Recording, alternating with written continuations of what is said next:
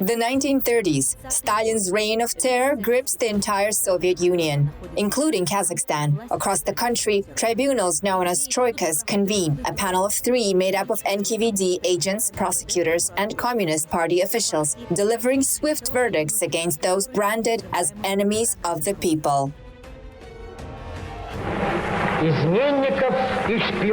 Traitors and spies who sold out our motherland to the enemy, shoot them down like wild dogs. The communists began by condemning and executing the remaining members of the intelligentsia, those who had sided with the white movement during the Civil War, but hadn't managed to flee the country. They viewed these individuals, along with the clergy, as ideological enemies. In Kazakhstan, leaders of the Alash party who had put up the strongest resistance to Bolshevik rule were arrested and executed during this period. And then the Red Plague began to devour those who had once supported Soviet power and helped overthrow Tsarism. One by one, Joseph Stalin wiped out all his fellow party members and closest allies. In Kazakhstan, staunch revolutionaries like Saken Seyfulin, Timirbek Zhurgenov, Turar Raskulov, and many others were executed as well. Среди жертв красного террора оказался и Санжар Асфендияров, человек, стоявший у истоков. Among the victims of the Red Terror was Sanjar Asfendiyarov, a pioneering figure in Kazakhstan's education and science. He wrote the first book on the history of Kazakhstan, dedicating his life to serving his country and its people. A staunch Bolshevik, he believed in the ideals of communism and equality, and was deeply loyal to the party that destroyed him. For many years, his legacy was hidden from us, and even now, we have not fully restored his memory. We have yet to truly grasp all that he did for us and for his homeland.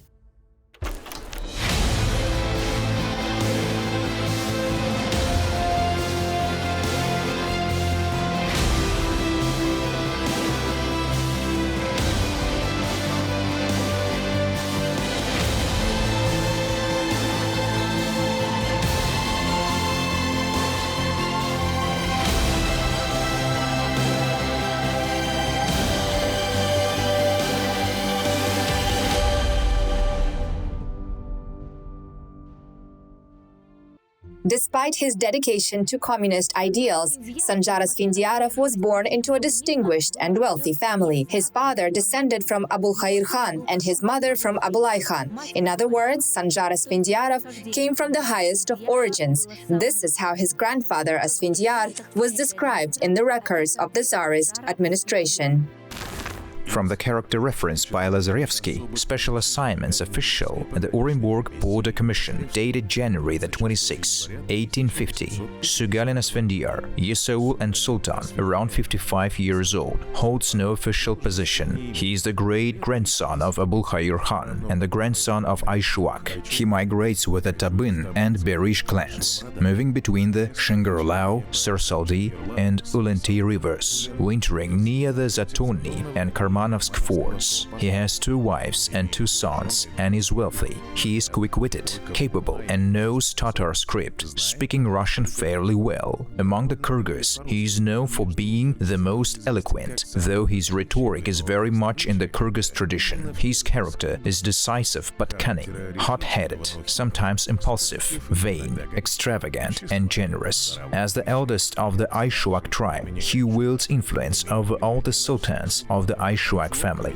The Kyrgyz both respect and fear him. He is loyal to the government. Sanjar's father, Said Jafar, graduated from a special school for sultans' children in Orenburg and went on to have a successful career, first in the Orenburg and later in the Turkestan General Governorate. He became a skilled translator and then head of the diplomatic department and embassy. He was awarded several state orders and, as the first Kazakh, was granted the rank of Major General, along with the right to wear a military uniform. For instance, in this photo, we see a distinguished delegation from the Emir of Bukhara, Sayyid Abd al-Ahad Bahadur Khan, in St. Petersburg. Ritmaster Said Jafar Asfendiyarov is acting as the translator between the representatives of the Romanov dynasty and the rulers of Central Asian states. It's worth noting that for the Russian administration, the role of the translator was strategically important. These were not just individuals who translated. They were also the ones who got to know local customs and traditions and played a key role in helping carry out administrative tasks on the ground.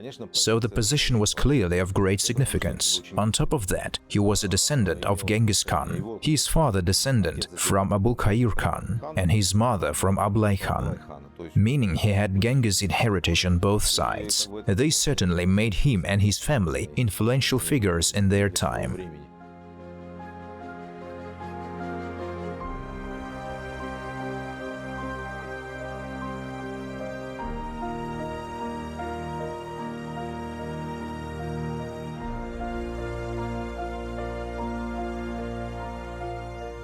Санжар тянулся к знаниям с детства, обладал прекрасной памятью. Sanjar had a deep passion for learning from an early age. With a sharp memory and a natural aptitude for languages, he became fluent not only in his native Kazakh, but also in Russian, Arabic, and French. His parents decided to send him to the Tashkent Real School, an elite institution at the time. There, students studied subjects like chemistry, biology, geography, and other sciences. Graduates earned the right to attend any university in the Russian Empire.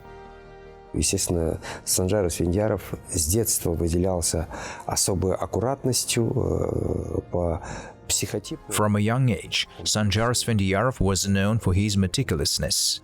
His temperament was predominantly choleric, sharp and explosive. But what truly set him apart was his brilliant, open mind. He was quick to adapt to changes in life and responded to any challenging questions posed to him at school. This was largely due to his extraordinary intellect, and even before attending the real school, it was clear he had the makings of an encyclopedic scholar. With a broad knowledge base, he stood out as someone destined for greatness. Энциклопедиста ученого, потому что он обладал достаточно широким кругозором знаний. И это, безусловно, его выделяло, конечно.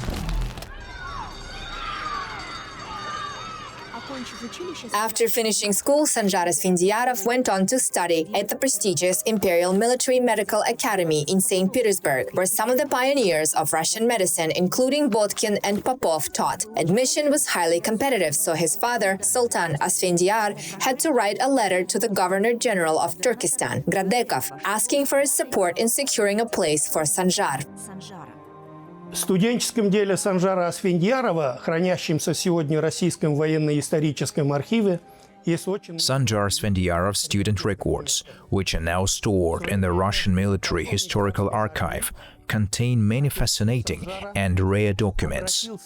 At one point, Tsarist Army Colonel Asfendiyar, Sanjar's father, wrote to the Governor-General of Turkestan, Nikolai Grodekov, asking for a recommendation to help his son gain entry to the Military Medical Academy in St. Petersburg. Grodekov responded with support and understanding, going so far as to personally appeal to Russia's Minister of War, Alexander Fyodorovich Rediger. Александру Федоровичу Редигеру. Вот письмо, вот здесь написано вот военному министру Редигеру. А это уже подпись. The letter of Minister Rediger is here, along with Grodekov's signature, requesting that Sanjar be admitted to the Military Medical Academy. This marked the beginning of young Sanjar Asfendiyarov's journey into the academy, a path paved by the backing of two prominent figures of the Russian Empire, Generals Grodekov and Rediger. Российской империи генерала Градекова, генерала Редигера в мир большой знаний.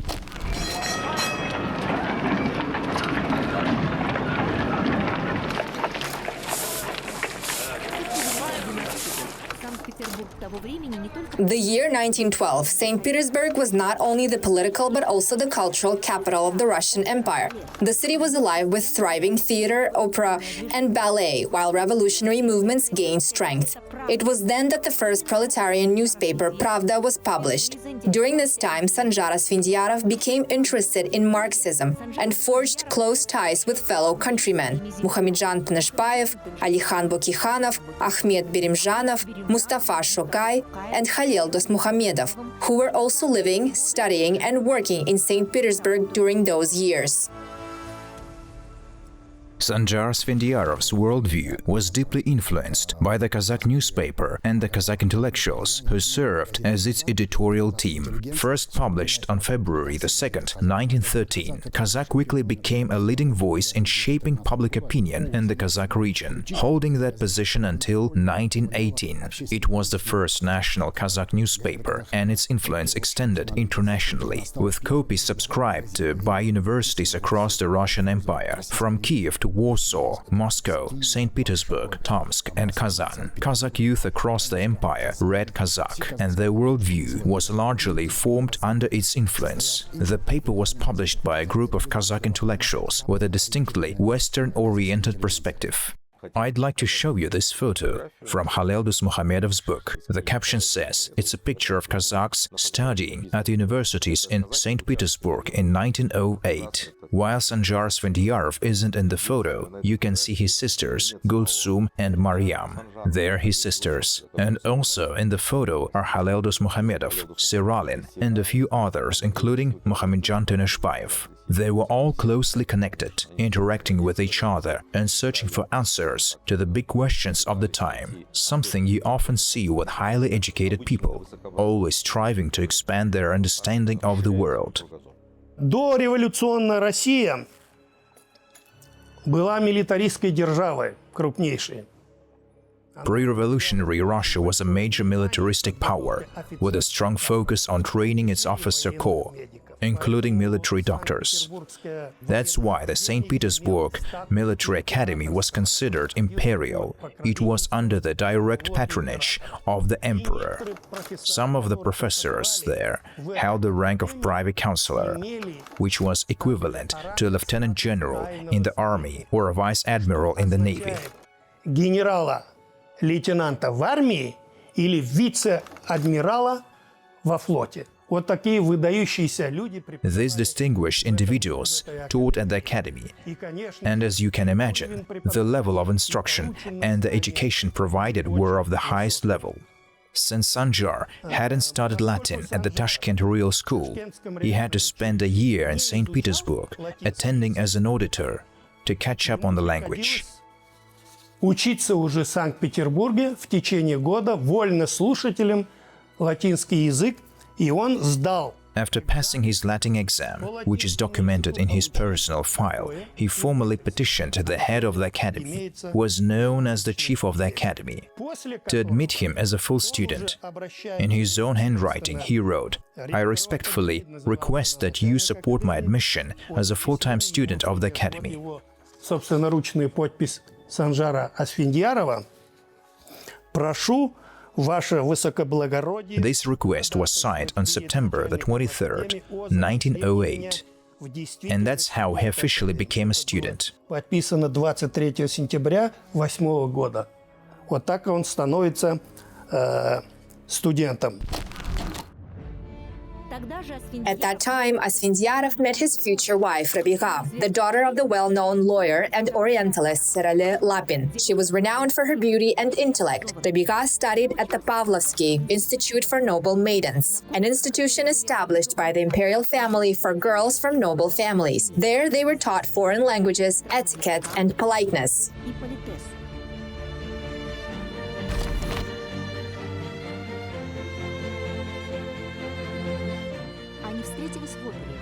They met at the opera, where Rabiga's father had a private box at the Mariinsky Theater and often invited Kazakh students to attend premieres. Sanjar and Rabiga instantly liked each other, drawn together not only by their noble backgrounds, but also by their shared passions and interests, particularly in literature and history. Sanjar made his intentions clear right away, and before long they became the most admired and talked about couple in their circle. Eventually, they married.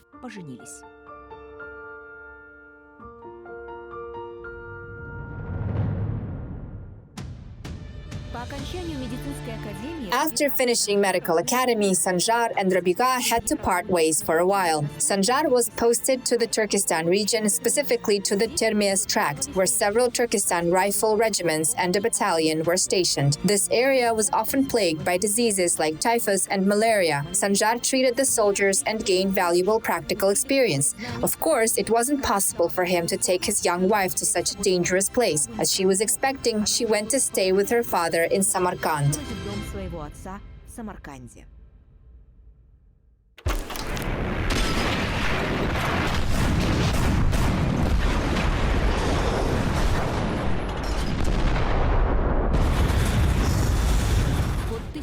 In 1914, as World War I broke out, Sanjar Asfendiyarov, a regular officer and military doctor in the Russian army, was deployed to the front lines with the 5th Turkestan Rifle Regiment. However, almost immediately the regiment was surrounded by German forces and taken captive, a captivity that would last for an entire year. И мне кажется, Асфендияров вот как раз в числе аристократов, которые искренне верили в социалистическую идею. It seems to me that Asfendiyarov was one of those aristocrats who genuinely believed in socialist ideals. And I think his experience in German captivity played a major role in shaping this conviction. In 1914, as a military doctor, he was captured along with his regiment, spending about a year in captivity. His release came through the efforts of the Red Cross, with Sweden acting as an intermediary, and he returned to Russia. Asfendiyarov himself said that his involvement in revolutionary activities began after his release from captivity. It's likely that during his time in Europe, he became disillusioned with liberal democracy. His captivity appears to have left him somewhat disenchanted with Europe. In addition, being an intellectual, Asfendiyarov was deeply influenced by the works of Lenin. He made numerous references to Lenin, Marx, and Engels, showing he had studied their writings thoroughly. It was a time when many around the world were captivated by Lenin's ideas. Ну, время такое было. В целом мир был очарован тогда идеями Ленина. Это надо признать. It wasn't until 1915 that Asfendiyarov was freed, thanks to the Red Cross. However, once he returned home, his status as a soldier who had been captured, making him a suspect in the eyes of the authorities, led to immediate surveillance by the Tsarist secret police. The revolution of 1905-1907 definitely shook the Russian Empire to its core, particularly because it saw the rise of workers' movements, strikes, and armed resistance against the government. This naturally made socialist ideology a threat in the eyes of the authorities. However, it gained significant support among intellectuals, especially the educated youth in St. Petersburg. During this period, Asfendiyarov's views began to differ from those of the majority of the Kazakh intelligentsia. He was more drawn to socialist ideals, though not to the Bolsheviks, who were still a French political group at the time, but rather to the socialist revolutionaries. While he never officially joined the party, his ideology was closely aligned with theirs.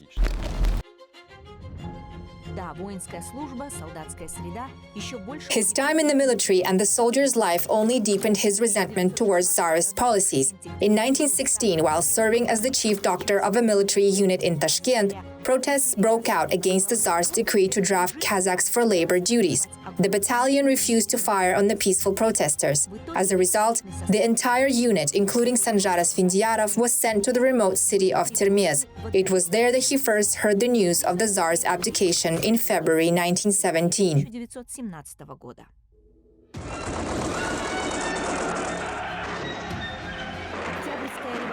The October Revolution was a turning point that fundamentally changed not only the fate of everyone in the empire, but also the global order. It introduced new centers of power and shifted the course of societal development. The news of the monarchy's downfall was initially met with widespread optimism, as the colonial policies of Tsarism had been felt by all layers of society, from the working class to the intelligentsia. Причиной которой была серьезная экономическая и социальная разруха в Российской империи. The root cause of the serious economic and social collapse in the Russian Empire was clear.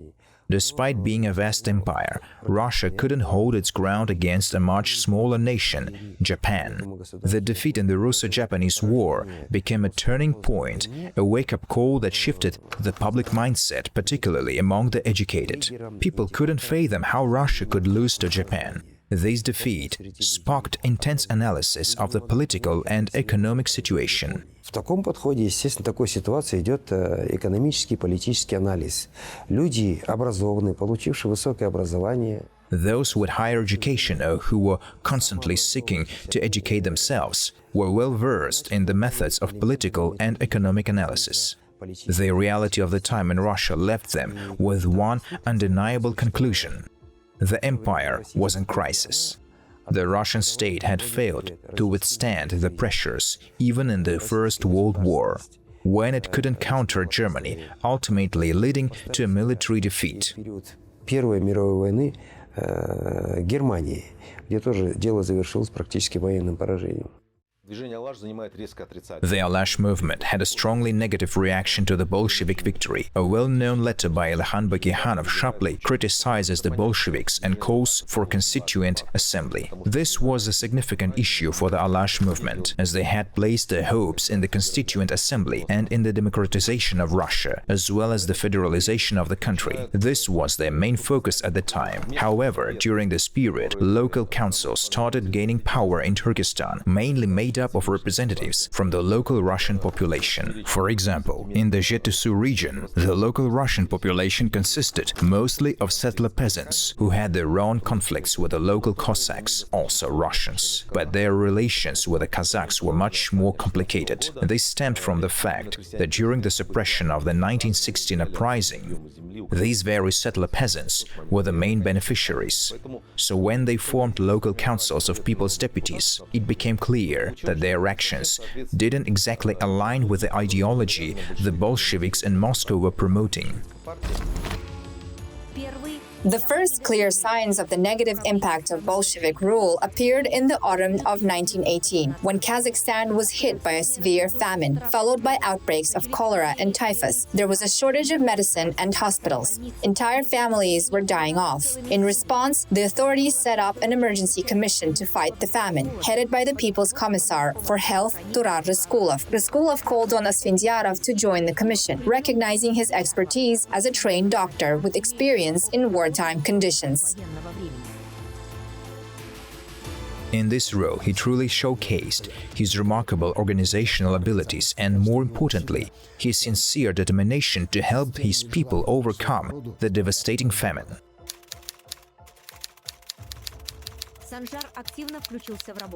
Sanjar threw himself into the work, supported every step of the way by his wife Rabika and their daughter Aliya. Their love and care gave him the strength to keep going, and he worked tirelessly, truly believing that a better future was on the horizon.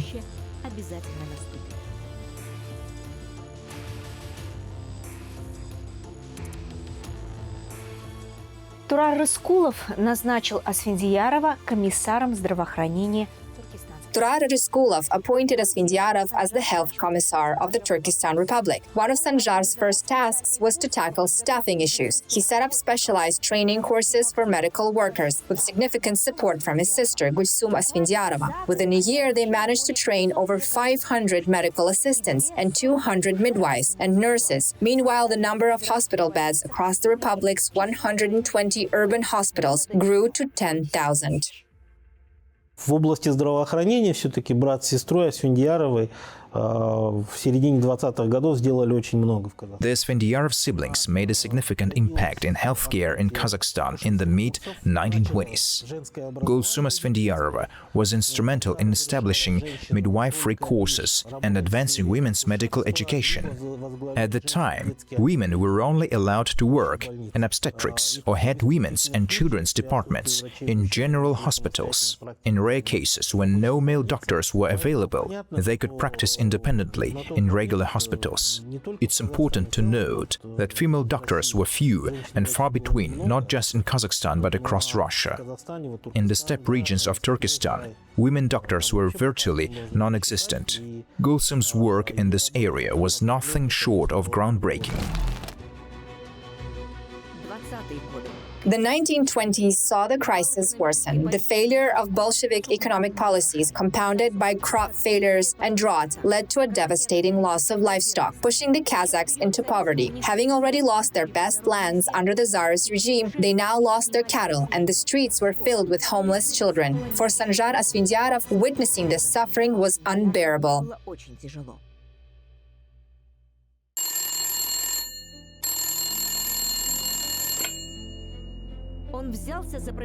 He spearheaded the land and water reform in Kazakhstan, which helped ease tensions between the Russian settlers and the local population. Thanks to Asfendiyarov, Kazakhs were granted the same rights to land and water.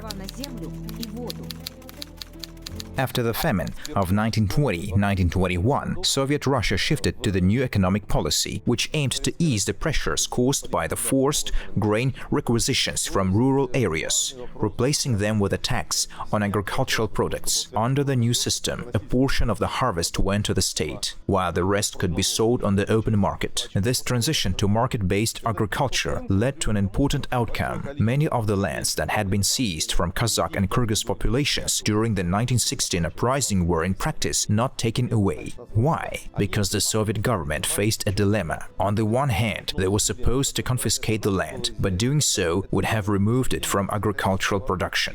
Sanjar Asfendiyarov, who was in charge of managing the process, had to navigate this complex situation. If too much land was taken out of circulation, it could have exacerbated the already dire food shortages, particularly because Kazakh agriculture was largely based on nomadic and semi-nomadic livestock farming, so Moscow decided to take a more cautious approach, choosing not to push it for now. In 1920-1921, land confiscations were still happening, but by 1922-1923, as market relations took hold, it became much harder to continue those practices. The position of the Commissar of Agriculture was crucial at the time, as the land issue and the settlement of migrants needed to be addressed. Migrants were arriving in large numbers, particularly due to the famine that was widespread in the Volga region, with many people fleeing to Turkestan, which was believed to have plenty of food. Sanjar Asfendiyarov showed great flexibility in handling the situation. Asfendiyarov's achievements didn't go unnoticed. In 1921, he was appointed chairman of the Turkestan Republic's representation in Moscow. He skillfully represented his homeland's interests to the central authorities. В 20-е годы Асфендияров переезжает на работу в Москву уже состоявшимся государственным деятелем, имея опыт. In the 1920s, Asfendiyarov moved to Moscow as a seasoned statesman, already well-versed in various government roles. For the Bolshevik central government, it was much easier than for the republics. Why? Because pre-revolutionary Russia had a well-developed government, ministries, all levels of state institutions, with the regional branches, and dozens of major universities that trained personnel for them. But the Soviet Union first dismantled everything and then began to rebuild. До основания. А потом начали строить что-то новое. А периферии Казахской республики, Туркестанской... For the periphery, like Kazakhstan and Turkestan, everything had to start from scratch. There was a shortage of skilled personnel and qualified professionals. While in Moscow, Asfendiyarov stayed in constant contact with the Turkestan and Kazakh republics, offering help in all matters. He essentially served as an unofficial representative of Kazakhstan in Turkestan. In 1921, his efforts were recognized, and he was appointed head of the Turkestan representation at the All-Russian Central Executive Committee, a key position at the national level. Исполнительном комитете. Это была серьезная должность на союзном уровне. Asfendiyarov also took an active role in the process of land redistribution and always stood up for national interests. Как Алимхан Ермеков по заданию лидеров Алашорды в Москве спорил со Сталиным и с Лениным о территории Казахстана, также Alimkhan Yermakov debated with Stalin and Lenin in Moscow on behalf of the Alasharda leaders, arguing over Kazakhstan's territorial boundaries. In a similar vein, Sanjar Asfendiyarov played a key role in defining the borders of the Turkestan Autonomous Republic. He determined which lands should belong to the Uzbek people and, most notably, laid the groundwork for the modern territory of Kyrgyzstan. This contribution is still remembered and respected by Kyrgyz intellectuals, as Asfendiyarov essentially shaped the contours of the nation as it exists today. In Kazakhstan, Asfendiyarov held a unique position, serving simultaneously as People's Commissar for Education, essentially the Minister of Education of Soviet Kazakhstan, then the Kyrgyz Autonomous Republic, and as People's Commissar for Agriculture. Советского Казахстана, на тот момент Киргизской автономной республики, и одновременно совмещал пост министра земли. A truly unique case, and the reason is simple. No one could reach a clear decision on which territories should belong to which regions. The constant struggle in Central Asia over the water resources of Jetesu and Sirdarya regions made matters more complicated. These weren't problems that could be solved with a few signatures in a government office. Asfendiyarov navigated this delicate process with skill and tact, managing to draw boundaries that respected the needs of all ethnic groups and nations in the region. Чтобы ни одна из наций, народностей этих регионов не оказалась ущемленной. В августе 1927 года Санжар Асфендияров назначается на должность ректора института. In August 1927, Sanjar Asfendiyarov stepped into the role of rector at the Narimanov Institute of Oriental Studies in Moscow, the Soviet Union's leading hub for Eastern studies. Under his guidance, the institute gained fresh momentum as he threw himself into research and teaching with remarkable energy. By the close of that same year, he had earned the title of professor at the Second Moscow State University. These years in Moscow marked the blossoming of Asfendiyarov's academic talent. He became deeply involved in crafting a unified Turkic alphabet based on Latin script and began publishing his scholarly works.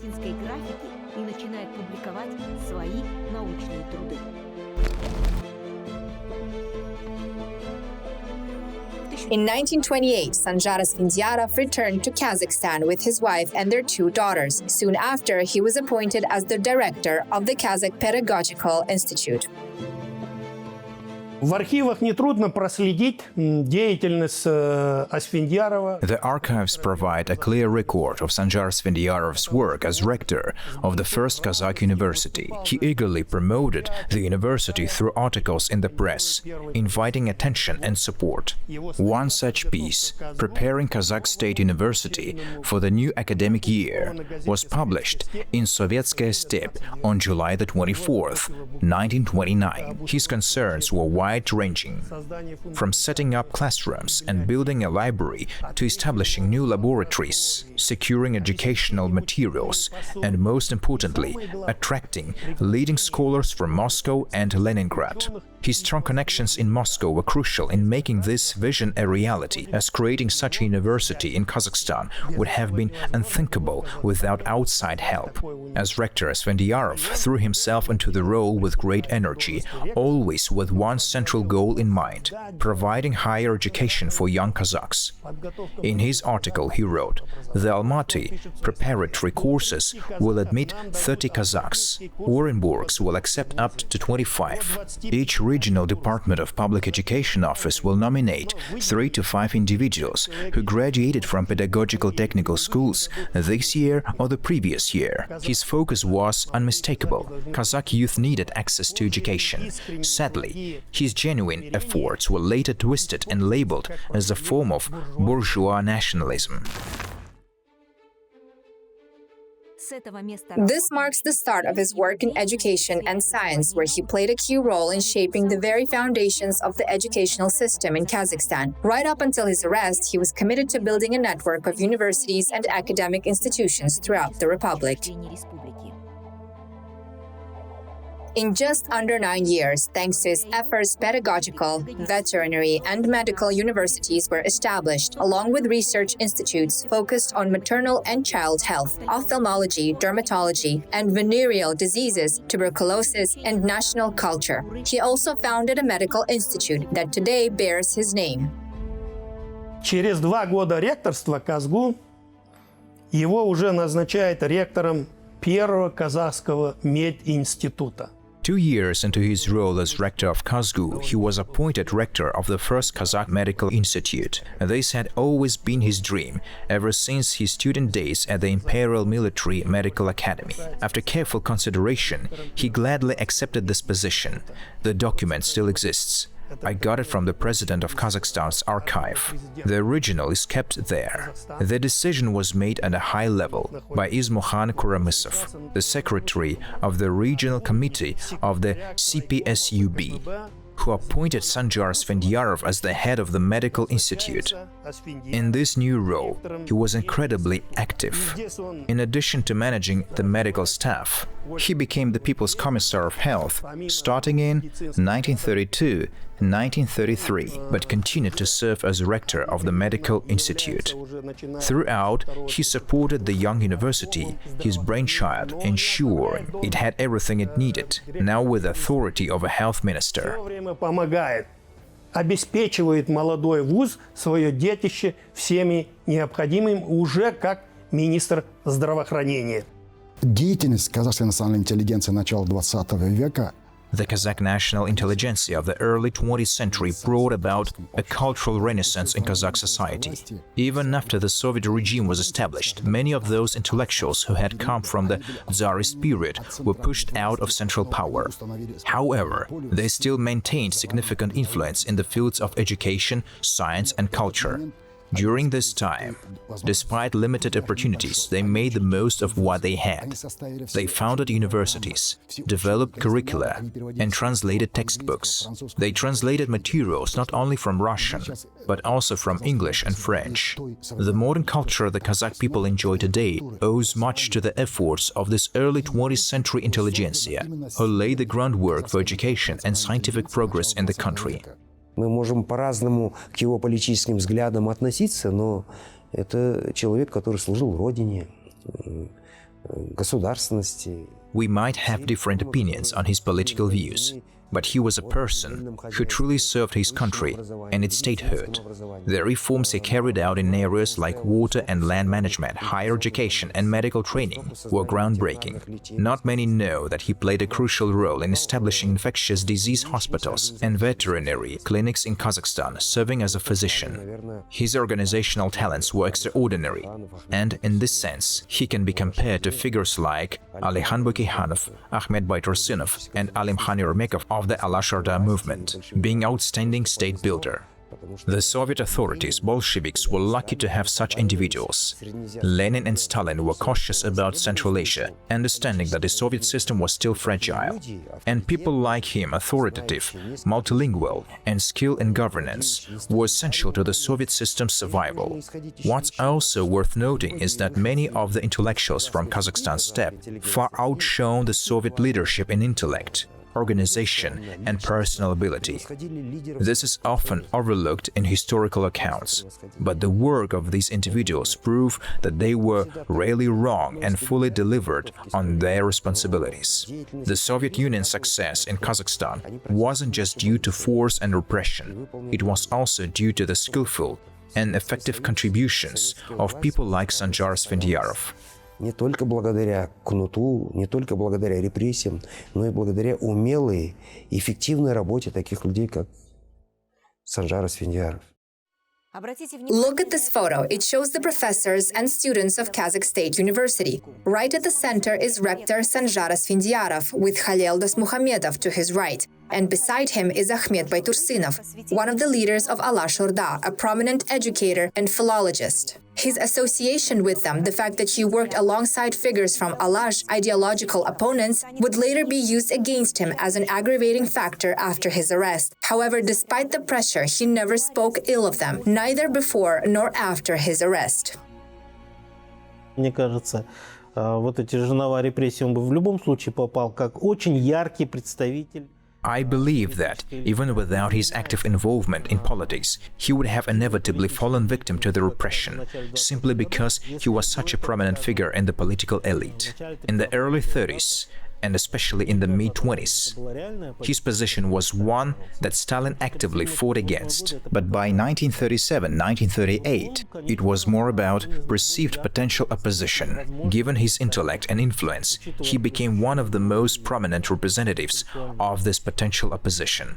As a result, he was almost certainly doomed to be labeled a Japanese spy and subjected to repression. In 1932, Sanjar Asfendiyarov played a key role in founding the Kazakh branch of the USSR Academy of Sciences and was appointed to its first academic council. А вот спустя несколько лет он уже становится заместителем председателя. Several years later, he became the deputy chairman of the Kazakh branch of the Academy of Sciences of the USSR. As the chairman of this branch, academician Okladnikov was based in Moscow. In practice, however, it was Asfendiyarov who took on the role of chairman. He laid the groundwork for what would later become National Academy of Sciences, that later was brilliantly brought to life by Kanish Satpayev. During his time at the Kazakh State University, Asfendiyarov not only planned but actively worked on opening two agricultural and veterinary faculties. This preparatory work led to the establishment of the agricultural and veterinary institutes in the 1930s. In this sense, Sanjar Asfendiyarov can truly be considered the founder of both Kazakhstan's university system and its Academy of Sciences. Санжара Асфендиярова и основателем всей вузовской системы Казахстана и Академии наук Казахстана. In the years that followed, he authored key works, including the history of Kazakhstan and the 1916 National Liberation Uprising in Kazakhstan, as well as a 2-volume collection, Kazakhstan's Past in Sources and Documents.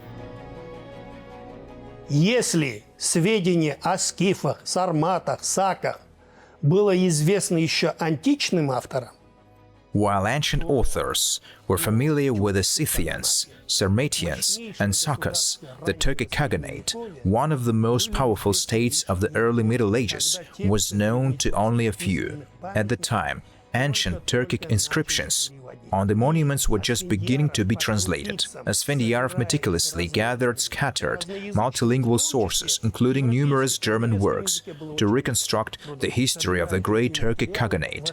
He not only explored the Khaganate itself, but also highlighted the achievements of Bilge Khagan, Elteris Khagan, Kapagan Khagan, and Estemi Khagan, as well as the military campaigns of the famed General Kultigin. Today, this is common knowledge for school children, but back in 1935, this was the first comprehensive work to explore this rise and functioning of the mighty Turkic Khaganate. Функционирование мощнейшего государственного образования, каким был тюркский каганат. After these books were published, Asfendiyarov faced a vicious smear campaign.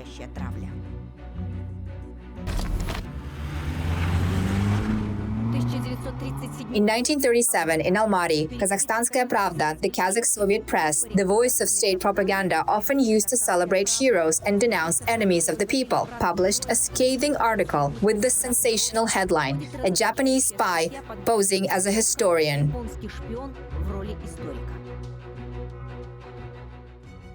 In this article, the renowned scientist and statesman Sanjar Asfendiyarov was branded as a Japanese spy. Here's what it said. Every line written by the poisoned pen of this scoundrel oozed hatred for our socialist homeland, slandered the great October Socialist Revolution, the reborn Kazakh people and their history. One of the first to turn on Asfendiyarov with harsh criticism was his longtime comrade, Turar Reskulov. Here's what he wrote in his article, published in Kazakhstanskaya Pravda. Comrade Asfendiyarov took on the challenging and important task of writing the history of Kazakhstan and presenting a Marxist account of Kazakh history, but the result was a failure. It failed because the author never fully distanced himself from bourgeois historians, mixing feudalism and the feudal period together and offering overly abstract definitions of social and economic formations. The articles and accusations were enough to result in Asfendiyarov's arrest with charges of nationalism, counter-revolutionary activity, and espionage on behalf of Japan. His works on Kazakh history were banned and destroyed. Какие только чудовищные обвинения не предъявляли Санжару Асфендиярову. Оно состоит из 11 пунктов. The accusations against Sanjar Asfendiyarov were nothing short of monstrous, consisting of 11 points. Among them were pan-Turkism, pan-Islamism, Trotskyism, anti-Soviet sentiment, counter-revolutionary activity, espionage on behalf of England, Germany, and Japan, and even the absurd charge of subversive activity related to the very academic system in Kazakhstan that Asfendiyarov had helped build. While Asfendiyarov did hold high-ranking positions in Moscow, St. Petersburg, Tashkent, and Almaty, where he negotiated with foreign diplomats, consuls, and representatives of major international firms to secure technology and medical supplies for Kazakhstan as Minister of Health, the NKVD investigators twisted this into evidence of espionage. Следователи НКВД в этом только усмотрели шпионские следы. Некоторые его коллеги, соратники Санжара Асфендиярова, Some of his colleagues, unable to withstand the brutal torture by the NKVD, were forced to sign pre-written confessions, sometimes while barely conscious. One of them, whose name I won't mention for obvious reasons, gave a chilling statement. Here's what he said: "Our nationalist organization has been linked to British intelligence since 1922 through our member Sanjar Asfendiyarov, who's fluent in English. Even his knowledge of English was used against him." Асфендиярова Санжара, который в совершенстве владеет английским языком. Видите, даже знание языка. Here's another excerpt from his testimony. In 1936, he confesses, I tasked Asfendiyarov and Jandosov with negotiating with a Japanese agent in Western China to establish ties with the Japanese government for preparations to wage war against the USSR, using our organization to serve Japan's interests. Obviously, this was complete nonsense. How could someone like Sanjar Asfendiyarov or the young Jandosov ever plot a war against the Soviet Union? It was all a fabrication, born out of brutal torture. That's why I won't reveal the name of this individual. Абсурд. Это был оговор настоящий под жестокими пытками. Вот почему фамилию этого человека я не называю.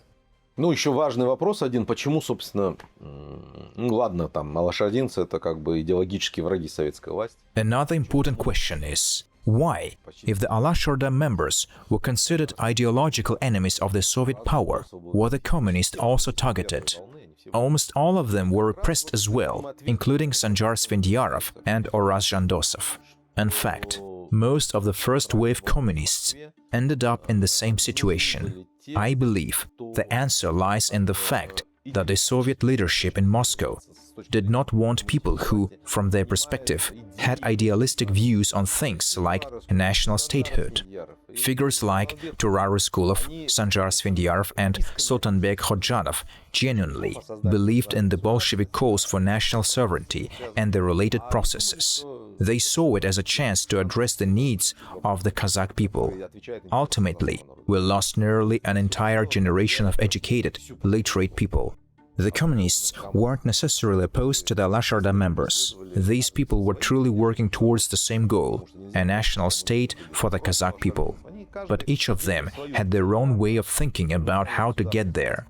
When these people were lost, it broke the continuity of leadership. И, собственно, когда их потеряли, то прервалась преемственность.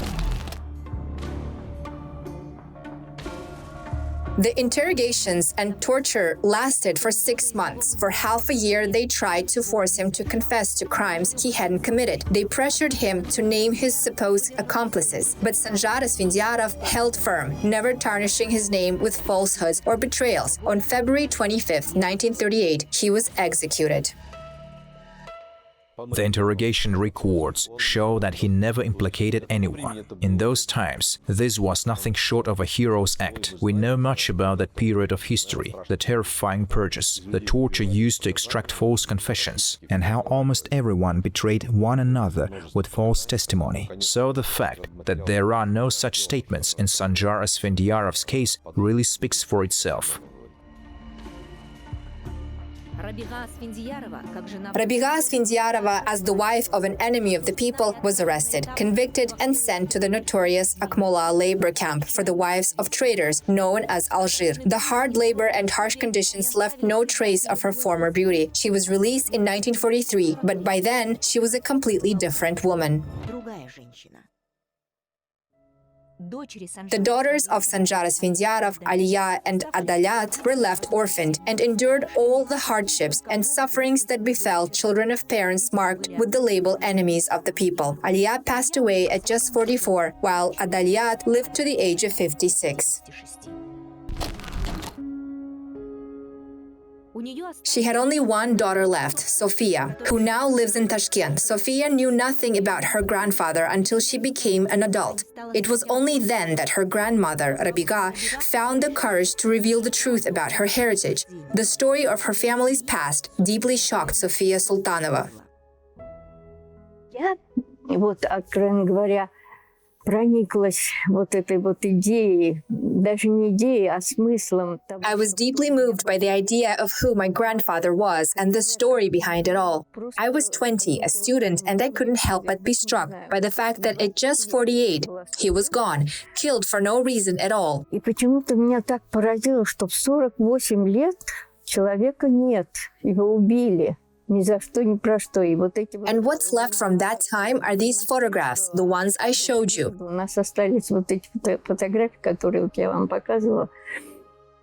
I would often look at them and it always hit me, such a young, handsome man. And then just like that, he was gone.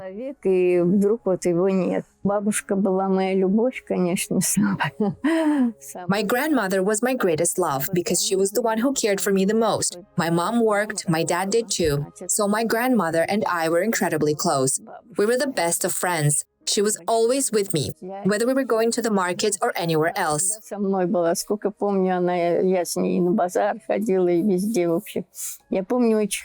remember her telling me about the bowls they used to have at school. I longed for that so much too. She would always tell me, you'll be just as beautiful, you'll wear a dress like that, and you'll go to the bowls too.